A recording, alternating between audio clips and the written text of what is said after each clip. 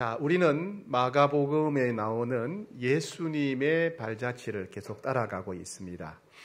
예수님은 대제사장과 서기관들의 시기 질투심 때문에, 그리고 본디오 빌라도의 비겁한 무책임함 때문에 결국 십자가형, 사형을 선고받으셨습니다.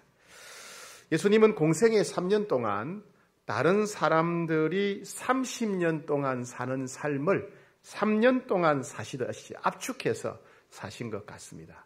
한 번은 예수님이 배를 타자마자 배에서 주무셨어요. 그죠?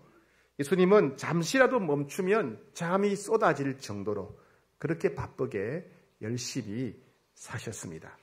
더 이상 일할 수 없을 만큼 체력이 완전히 소진되었을 때, 그때 십자가를 지셨습니다. 당시 십자가형을 선고받은 죄수는 자기가 못 박힐 십자가 나무 기둥을 짊어지고 사형장인 골고다 언덕까지 가야 했습니다. 자신의 몸무게를 충분히 지탱할 수 있을 만큼 크고 무거운 나무 십자가 기둥을 짊어지고 가는 것은 매우 힘겨운 일이었습니다. 가다가 멈추어 서서 늑장을 부리거나 쓰러지면 어김없이 로마 군인은 긴 채찍을 사정없이 휘둘렀습니다. 그 채찍질이 너무나 끔찍했기 때문에 사형수는 어쩔 수 없이 다시 일어나서 걸어가야 했습니다. 체력이 완전히 고갈되셨던 예수님은 몇 번이고 쓰러지셨습니다. 채찍질을 당하시면 겨우 일어나시다가 다시 쓰러지셨습니다. 로마 군인이 아무리 힘껏 채찍질을 해도 예수님은 더 이상 꿈쩍도 하지 않는 때가 왔습니다. 예수님의 체력이 완전히 바닥났다는 것을 직감한 로마 군인들은 이제 채찍으로 후려쳐도 더 이상 일어설 수조차 없다는 것을 깨닫게 됩니다. 그래서 십자가 기둥을 옮기기 위해서 다른 방법을 찾았습니다. 당시 유대인은 로마 제국의 식민지 지배 아래에 있었습니다. 로마 군인들은 지나가는 사람을 아무나 붙잡고 자기가 짊어진 배낭이나 군사용 장비를 던져주고 오리를 가게 할 수 있는, 오리면 2kg죠. 2kg를 갈 수 있는 권한이 있었습니다. 그 짐이 무겁든지 가볍든지 불평 없이 복종해야 했습니다. 만약 이것을 거절하게 되면 로마 군인이 창자루나 채찍으로 사정없이 후려칩니다. 아니면 감옥으로 끌려가야 했습니다. 이것이 로마 법이었습니다. 예수님이 너무나 지쳐서 도무지 십자가를 질 수 없는 상태가 되었을 때 로마 군인은 지나가는 구레네 시몬이라는 사람에게 억지로 십자가를 지고 가게 하였습니다. 이것은 로마 황제가 정한 법이니 거절할 수 없었습니다. 또 로마 군인들의 폭력적인 횡포가 두려워서 어쩔 수 없었습니다. 그래서 어쩔 수 없이 예수님의 십자가를 짊어질 수밖에 없었던 것입니다. 오늘 본문 마가복음 15장 21절을 같이 한번 받들어 읽겠습니다. 시작. 마침 알렉산더와 루포의 아버지인 구레네 사람 시몬이 시골로부터 와서 지나가는데 그들이 그를 억지로 같이 가게 하여 예수의 십자가를 지우고, 구레네 사람인 시몬이라는 사람이 지나가다가, 그죠? 다른 데로 가다가 지나가다가 붙잡힌 겁니다. 로마 군인에게 붙잡혀서 억지로 십자가를 지게 했습니다. 예수님이 져야 될 십자가를 지게 한 겁니다. 그때 지나가다가 우연히 붙잡혀가지고 십자가를 지게 된 구레네 시몬의 심정은 어떠했겠습니까? 그는 다른 목적지로 가다가 붙잡혔으니까 자기가 가고자 하는 곳에 못 가게 됐잖아요. 그죠? 그러니 굉장히 안타깝고 답답했을 것입니다. 속이 상했을 것입니다. 또 사형수를 못 박아 매달아 두는 기둥이니까 얼마나 그 십자가가 무거웠겠습니까? 십자가는 그동안 죽어간 사형수들이 채찍에 찢기기도 하고 뜯기면서 흘린 피, 십자가에 못 박힐 때 흘린 피, 그리고 사형수가 쏟아낸 토사물과 대소변 등 분비물이 잔뜩 묻어있는 정말 끔찍하고 더럽고 지독한 냄새가 가득 났을 것입니다. 피와 각종 오물이 가득한 십자가를 만지는 것도 힘든데 그것을 짊어지고 가야 했습니다. 구레네 시몬이 십자가를 지고 간다면 주변 사람들은 그를 어떤 눈으로 바라보았을까요? 로마 황제의 왕관을 잠시 들고 있거나 혹은 중요한 깃발을 잠시 들고 있다 그러면 두고두고 엄청난 자랑거리가 되었을 것입니다. 그런데 그런 왕관이나 깃발이 아니라 끔찍하게 더럽고 냄새나는 십자가, 사형수들이 못 박힐 십자가를 짊어지고 갔으니까 사람들은 이 시몬을 향해서 죄수 취급은 하지 않더라도 틀림없이 이렇게 말했을 것입니다. 야, 저 사람 억세게 재수 나쁜 사람이네. 재수 옴붙었네. 아니 구레네 시몬 저 사람 어쩌다가 저런 일을 하게 되어서 정말 똥 밟았네. 그죠? 이렇게 말했을 것입니다. 그런데 이상한 점이 하나 있습니다. 성경은 이 시몬과 그에 관한 이야기를 매우 중요하게 여기고 있다는 사실입니다. 인간적으로 보기에는 사소한 일입니다. 의도적이지도 않고 지나가다가 억지로 십자가를 잠시 져준 이야기입니다. 정말 재수 옴붙은 사람 같고 똥 밟은 사람 같은 이야기입니다. 그런데 오히려 성경에서는 이 이야기에 주목을 하고 있습니다. 여러분 어떤 사건을 뉴스로 보도할 때 한겨레 신문, 동아일보, 조선일보, 경향신문, 국민일보, KBS 뉴스, MBC 뉴스, SBS 뉴스 이런 모든 언론 매체에 다 나오는 뉴스라면 매우 중요하거나 온 국민이 알아야 될 그런 뉴스겠죠. 그죠? 예. 예수님과 관련된 사건이나 예수님과 관련된 사람은 무수히 많습니다. 요한복음에서는 세상의 모든 책을 다 동원하더라도 예수님이 만난 모든 사람, 예수님 주변에 발생한 모든 사건을 다 기록할 수 없다고 그랬어요. 그런데 마가복음을 기록한 마가는 예수님 주변에서 발생한 사건, 예수님이 만난 사람들 이야기 중에서 특별히 시몬의 이야기를 골라서 기록하고 있습니다. 마가뿐만 아니라 마태복음을 기록했던 마태도 역시 이 시몬이라는 사람의 이야기를 매우 중요하게 여겼다는 것을 우리는 알 수 있습니다. 왜냐하면 마태도 역시 이 시몬의 이야기를 기록하고 있기 때문에 그렇습니다. 마태복음 27장 32절에 보게 되면 나가다가 시몬이란 구레네 사람을 만나매 그에게 예수의 십자가를 억지로 지워가게 하였다 그랬습니다. 그뿐이 아닙니다. 마가와 마태는 물론 누가복음을 기록한 누가도 역시 시몬의 이야기를 기록하고 있습니다. 누가복음 23장 26절에 보게 되면 그들이 예수를 끌고 갈 때에 시몬이라는 구레네 사람이 시골에서 오는 것을 붙들어 그에게 십자가를 지워 예수를 따르게 하더라. 이것은 마태와 마가와 누가가 모두 이 시몬이라는 사람의 이야기를 매우 중요하게 여겼다 하는 것을 알 수 있습니다. 세 복음서에 모두 기록된 만큼 성경을 기록하게 하신 원저자인 성령님께서 이 시몬의 사건을 매우 중요하게 여기셨다 하는 것을 알 수 있습니다. 더 이상한 점은 이 시몬에 관해서 필요 이상으로 너무나 자세히 기록하고 있다는 사실입니다. 성경에는 필요 없는 단어가 없죠, 그죠? 뭔가 이유를 가지고 이 시몬에 대한 이야기를 자세히 기록하고 있습니다. 여러분 성경에 보면 그가 하는 역할에 비해서 이름이 등장하지 않는 사람이 허다히 있습니다.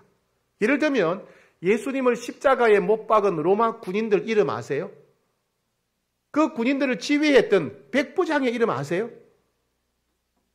예수님을 죽이려고 온갖 방법을 다 동원했던 당시 산헤드린 공의 의장이었고 대제사장의 이름 아십니까?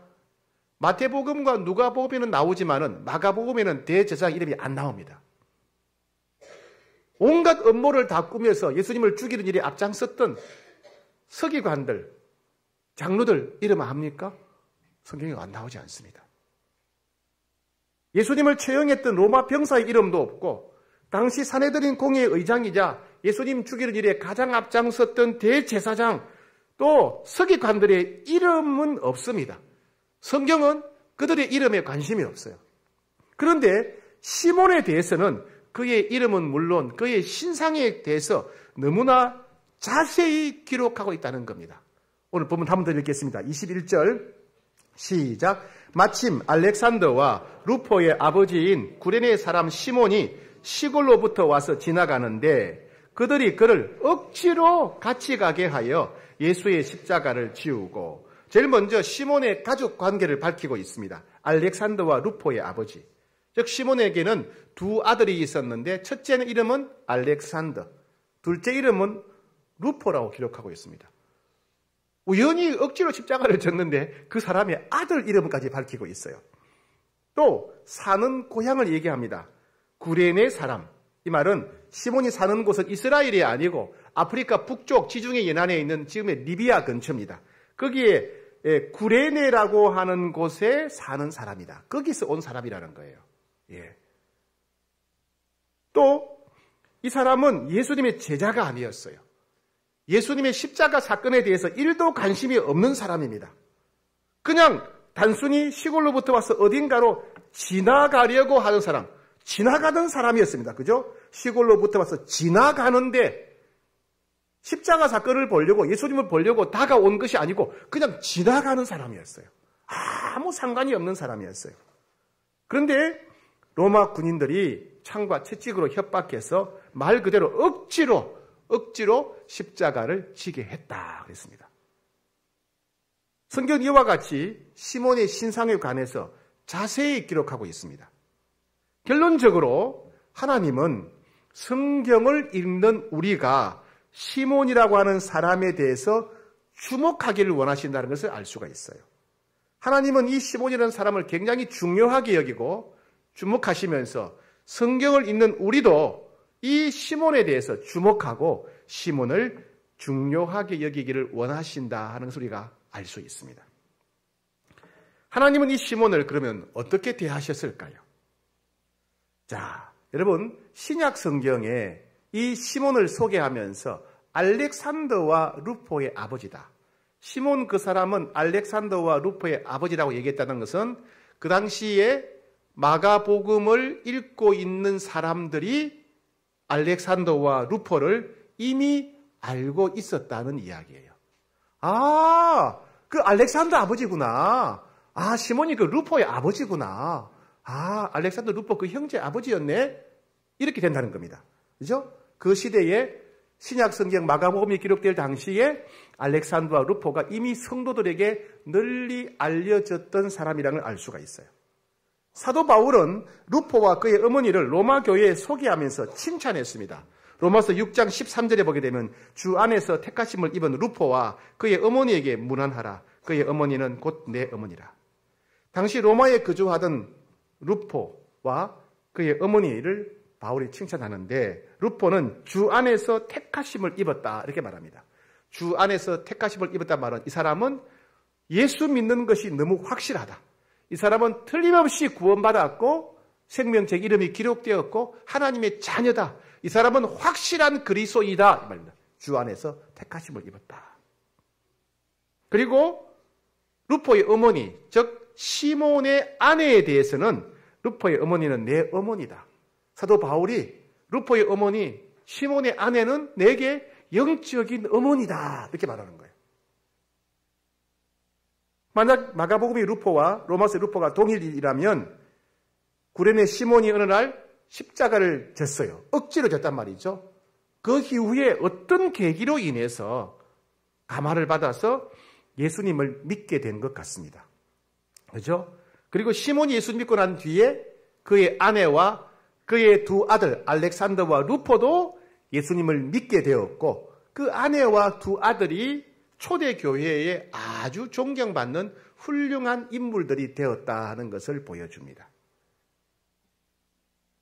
예. 한편 로마의 역사가 히포리투스라고 하는 사람은 역사를 기록하면서 이 루포가 아프리카 이집트에 있는 테베 지역에서 주교, 즉 목회자 활동을 했다라고 기록하고 있습니다. 시몬은 어쩌다가 지나가다가 본인이 원치 않게 억지로 끌려가서 예수님의 십자가를 대신 져주는 일을 했지만은 하나님은 그 시몬을 귀하게 여기셔서 그 시몬뿐만 아니라 그의 아내와 두 아들들까지 예수님을 믿고 구원받게 하셨고 뿐만 아니라 온 교회에서 칭찬받고 존경받는 훌륭한 믿음의 가문이 되게 하셨다는 것입니다. 즉 시몬의 아내와 아들들 자사손손 경건하고 복된 명문 집안이 되게 하셨다는 이야기입니다. 성경은 하나님을 사랑하고 계명을 지키는 자에게 은혜를 베풀어 후대까지 복을 주신다라고 반복해서 약속하고 있습니다. 그것뿐만 아니고 오늘 우리가 이 시몬 사건을 통해서 보게 되면 자발적으로 순종하고 충성하는 사람뿐만 아니라 전혀 관심이 없다 할지라도, 전혀 의도하지 않았다 할지라도, 억지로 십자가를 지는 것이라 하더라도 하나님은 은혜를 베풀어 주신다는 거예요. 그것뿐만 아니고 후대까지 복을 주신다 하는 것을 오늘 사건은 보여주고 있습니다. 구레네 시몬의 헌신이, 순종이 그의 자손들에게 복이 된 것처럼 오늘 우리 홍익교회 부모님들이 억지로 겨우겨우 순종하는 그 헌신도 자녀들에게 복이 된다, 이런 뜻입니다. 미국의 역대 대통령 중 대다수가 믿는 자들의 후손들입니다. 미국 대통령의 절반 이상이 목사의 후손들입니다. 이것은 하나님께 순종하고 헌신한 가정과 집안, 후손들에게 반드시 복을 주신다는 것을 보여줍니다. 여기에 오늘 저희들에게 주시는 하나님의 말씀이 있습니다. 오늘 이 본문을 통해서 하나님이 우리에게 주시는 첫 번째 말씀은 억울하고 힘들어도 주님이 맡기신 일이라면 순종해야 한다 하는 것을 보여줍니다. 때로 우리는 내 성향과 맞지 않는 행동을 해야 될 때가 있습니다. 어떤 사람들은 너무 내향적이라서 여러 사람들 앞에 나가서 말하는 것을 힘들어하고 어려워하는 그런 사람들 있죠. 저 같은 사람들이 그렇겠죠. 그죠? 예. 그런데 하나님은 그렇게 내향적인 사람인데 앞에 나가서 광고하고 모임을 인도하는 지도력을 행하게 할 수도 있다는 겁니다. 그죠?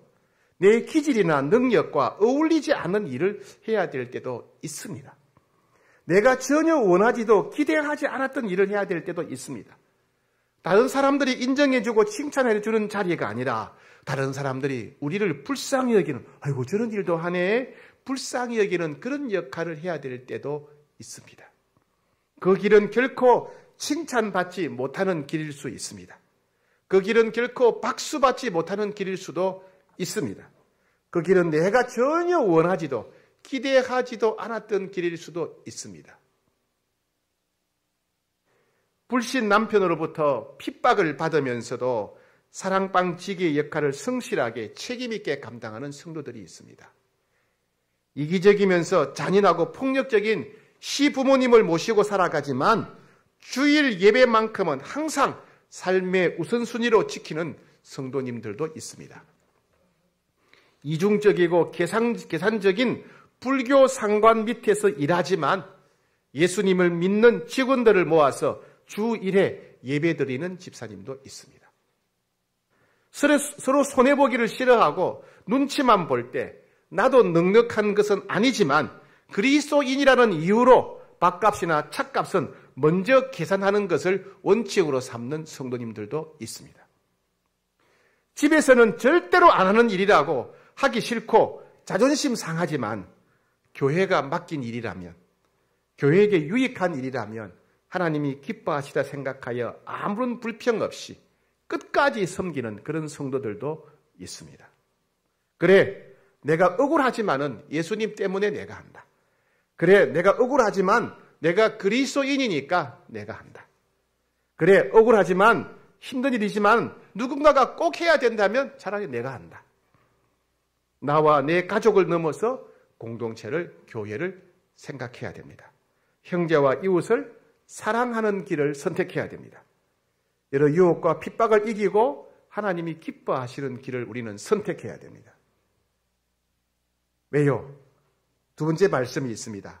억울하고 힘들어도 십자가를 지면 주님이 귀하게 여기시기 때문에 그렇습니다. 복을 주시기 때문에 그렇습니다. 억울하고 힘들어도 기꺼이 십자가를 지면 주님이 귀하게 여기시고 복을 베풀어 주십니다. 예수님에 대해 전혀 관심도 없고 억지로 십자가를 진 시몬을 하나님은 참 소중히 여기셨습니다. 우리가 억울하고 힘들어도 주님이 맡기신 일이라고 순종하면 하늘나라 신문에 아마 특종으로 보도될 것입니다. 왜냐하면 그런 순종을 주님이 기뻐하시기 때문에 그렇습니다. 여러분, 아이들이 자랄 때 한번 보세요. 아이들이 자랄 때, 어릴 때는 자기 자신밖에 몰라요. 엄마 이거 해주세요. 아빠 이거 해주세요. 부모의 형편은 전혀 살피지 않고 무조건 자기가 원하는 것을 해달라고 떼를 씁니다. 그런데 그렇게 자기밖에 모르던 철없는 아이들이 어느새 자라서 부모님을 배려하고 다른 사람을 배려하기 시작하면 마음에 감동이 됩니다. 갑자기 설거지를 하고 쓰레기 분리수거를 하고 청소를 하고 아르바이트를 해서 돈을 벌어와서 생활비라고 부모님 용돈이라고 내놓을 때 얼마나 대견스럽습니까? 하나님 마음도 그러하실 것 같습니다. 우리 신앙이 어릴 때는 하나님 이거 해주세요. 하나님 저거 해주세요. 하나님 이것 주세요. 저것 주세요. 맨날 달라는 기도만 하던 성도가 이제 믿음이 자라서 어느새 주님이 하라고 하시면 하겠습니다. 주님이 기뻐하시면 하겠습니다. 이것이 주님을 위한 것이라면 제가 하겠습니다. 이런 고백을 들으실 때 주님이 얼마나 기뻐하실까요? 주님이 선교사 나가라고 하면 선교사 나가겠습니다. 주님이 목사하라면 목사하겠습니다. 주님이 교사하라면 교사하겠습니다. 주님이 사랑방지기로 섬기라면 그렇게 하겠습니다. 주님이 주차 봉사하라면 눈이 오나 비가 오나 하겠습니다. 주님이 주방에서 봉사하라면 그렇게 하겠습니다. 이런 사람을 주님 기뻐하시지 않겠습니까? 우리가 억울하고 힘든 일을 섬길 때 계산을 하는 것은 아무 소용이 없어요. 시몬이 억지로 십자가를 질 때 무슨 계산을 했겠습니까? 대책 없는 일인데, 그죠? 억지로 십자가를 지고 끌려가는 시몬이 무슨 계산을 했겠습니까? 그런 여러분, 때로 손해보는 자리, 자존심이 상하는 자리, 남들이 환영하는 자리가 아니라 하더라도 절대로 계산하지 마십시오. 계산한다면 그 길로 갈 수가 없습니다. 그저 누군가가 도움이 필요한 자리라면, 이건 내가 해야 될 사명의 자리구나. 도움이 필요한 사람이 있다면 이게 내가 가야 될 사명의 자리구나. 이렇게 여기셔야 됩니다. 이것저것 계산하지 말고 그냥 믿음으로 감당해야 됩니다. 원래 사명의 자리는 계산으로 감당할 수 없는 자리예요. 원래 사명의 자리는 계산하지 않고 오직 믿음으로만 감당할 수 있는 자리입니다. 계산한다면 감당 못해요. 그래서 사명은 오직 믿음 있는 자들만 감당합니다. 사명은 믿음 있는 자들만 인생을 빛나고 영광스럽게 하는 길이기 때문에 그렇습니다. 세 번째 우리에게 주시는 말씀입니다. 억지로 지는 십자가는 주님이 함께 지시는 십자가입니다. 여러분, 시몬이 예수님의 십자가를 졌을 때, 시몬이 예수님의 십자가를 대신 졌을 때 예수님의 마음이 어떠했을까요? 제가 문제를 냅니다. 1번 주님은 십자가를 안 지게 되어 정말 다행이라고 하시면서 박수치며 좋아하셨을 것이다. 틀려요, 맞아요? 틀리겠죠, 그죠? 이야, 잘됐네. 그렇지 않으면 힘들었는데 저 사람이 내 대신 십자가를 짊어지니까 정말 잘됐다, 다행이다. 예, 주님 결코 이렇게 하지 않으셨을 것입니다. 그죠? 2번 잘 들으셔야 됩니다. 주님은 누가 십자가를 지고 가든지 아무런 관심이 없으셨을 것이다. 틀려요, 맞아요? 틀리죠, 그죠? 주님은 절대로 그렇게 하지 않으실 것입니다. 예수님은 가늠하다 붙잡혀온 여인도 내치지 않으셨어요. 정죄하지 않으셨습니다. 예수님께 달려온 나병 환자도 온 세상으로부터 버림받은 상처받은 그 사람을 불쌍히 여기며 끌어안아 주셨어요. 그러셨던 주님이 아무리 실오라기 하나 버틸 수 없을 만큼 힘이 없으셨지만은 시몬을 향해서 고마워하는 마음, 그렇죠? 긍휼히 여기는 마음을 분명히 가득 가지셨을 것입니다. 3번, 주님은 시몬에 대해서 고마워하시면서 함께 십자가를 지려고 하셨을 것이다. 전 이게 정답이라고 생각합니다. 우리가 주님 때문에 억지로 십자가를 지게 되면 주님은 잘됐다고 그냥 박수만 치는 분이 아니라, 멀리서 바람 부는 분이 아니라 틀림없이 우리가 억지로 지고 가는 이 십자가를 우리 예수님이 함께 짊어지려고 하실 것입니다. 억울하고 힘들지만은 하나님이 기뻐하신 일이라고 우리가 순종하게 되면 감사하게도 주님이 우리와 함께 하시고 우리와 함께 십자가를 져 주십니다. 그때 구레네 시몬이 십자가를 지고 갈 때 모습을 어떤 분이 상상해서 그림을 그렸는데, 제가 그 그림을 보는 순간 맞아, 이게 진짜 예수님 모습이다, 그런 생각이 들었어요. 그 그림 한번 보여드릴게요. 네, 불을 좀 꺼주시고요. 네, 자, 빨간색 옷을 입은 분이 아마 예수님 같겠죠, 그죠? 파란색 옷을 입은 사람이 누구겠습니까? 예, 시몬이겠죠. 손이 4개 있어요. 손이 4개. 예수님은 왼손으로 시몬을 껴안고 오른손으로 십자가를 붙잡으셨어요. 그죠? 구레네 시몬은 오른손으로 예수님을 껴안고 왼손으로 십자가를 붙잡았습니다. 구레네 시몬이 십자가를 지고 가려고 할 때 예수님이 버려두지 않으시고 오셔서 구레네 시몬을 껴안으시고 같이 십자가를 지셨을 것이다. 예, 됐습니다. 불 켜주세요. 우리가 억울하고 힘들지만 순종하는 마음으로 발걸음을 내디딜 때 주님은 놀랍게도 우리에게 다가오셔서 우리와 함께 우리를 껴안아 주시고 우리와 함께 십자가를 져 주실 것입니다. 여러분, 찬송가에도 있잖아요. 무거운 짐을 나 홀로 지고 견디다 못해 쓰러질 때 불쌍히 여겨 구원해 줄이 은혜의 주님 오직 예수. 여러분, 이 그림을 꼭 기억하셔야 됩니다. 이 그림을 꼭 기억하셔야 돼요. 내가 억지로 힘든데, 내가 원했는데, 기대하지 않았는데 억지로 십자가를 져야 될 때 주님이 다가오셔서 나를 껴안아 주시고 나와 함께 십자가를 지고 가시는구나. 이 사실을, 이 그림을 꼭 기억하셔야 됩니다. 억울하고 힘들지만 기뻐하신 일에 순종할 때, 그때는 주님이 우리에게 가까이 다가오셔서 우리를 안아주실 때입니다. 억울하고 힘들지만 억지로 십자가를 지고 순종할 때 주님이 다가오셔서 나와 함께 십자가를 져주실 때입니다. 주님이 나와 함께 하시고 나를 껴안아주시고 나와 함께 십자가를 져주시는 참으로 신비롭고 놀라운 경험을 하는 순간입니다.